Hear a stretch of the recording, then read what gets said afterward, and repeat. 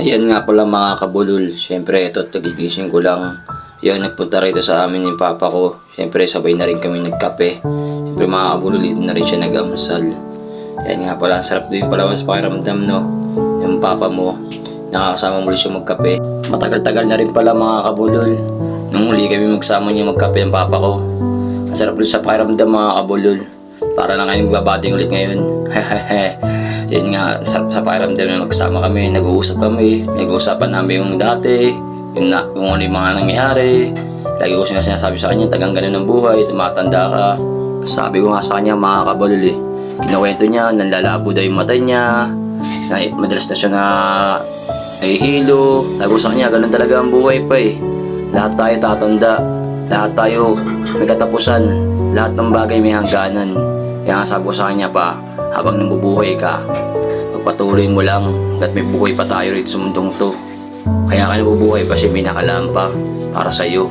Nandiyan ka para sa amin. Siyempre mga kabulol, yun nga, pinukwento niya sa akin yung nangyayari sa kanya ngayon. Sabi ko sa kanya, okay lang yan, kaya mo yan, matibay ka, pinanganak tayong matibay. Sabi ko sa kanya sa papa kung ganun mga kabulol. Sabi niya, nak, hindi ako ganyan, ganito na ako, maganda mangyayari sa akin. Sabi ko, huwag mo sabihin sa akin yan, kaya mo yan. Kung sa papa ko, pinapalakas ko lagi loob niya. Sabi ko na, mahaba pa buhay mo, tatagal ka pa rin sa mundong to. Kung mong isipin mga bagay-bagay na hindi dapat isipin. Sabi ko sa kanya, sa papa kong ganun mga kabulol. Ito yung nakukwento ko lang sa inyo mga kabulol. Yung mga sinasabi niya sa akin. Sabi ko sa kanya, tuloy lang ang buhay, tagang ganun iba May lakas ka pa, malakas pa tayo. Kaya mo pa yan, nandito pa ako sa tabi mo. Kaya sabi ko lagi sa papa ko na, dito ako sa likod mo. Kung ano yung problema mo, hindi lang ako.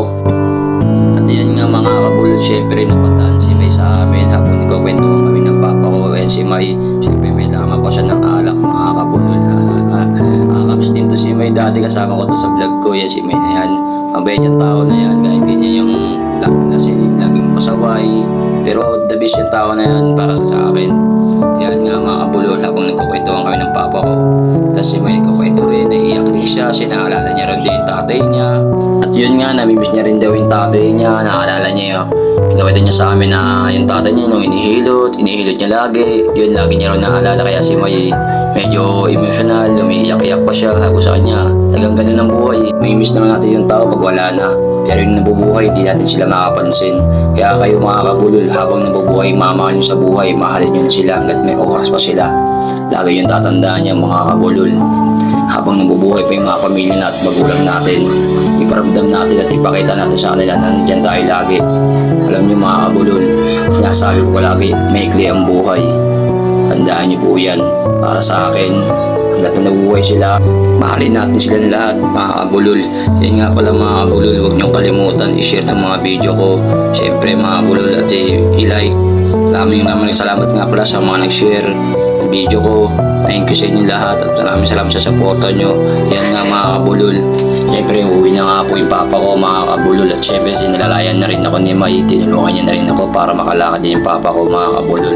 Siyempre sabi niya uuwi na raw siya kasi papahinga muna siya. Masaktan naman tayo yung ulo niya. Sabi ko sa kanya, sige tara, samahan natin tamuhi ka na. Sabi ko sa kanya sa papa ko. Yun nga mga kabulol, sinamahan na namin ni May. Tinulungan ako ni May. Buti din dyan si May. Tinulungan pa rin kami. Maraming salamat sa iyo May. Shoutout sa iyo. Lagi kang mag-iingat May. Yan nga. Thank you sa at lasing ka. Ibus na ikaw yung alalayan ko. Papa ko pa yung alalayan mo.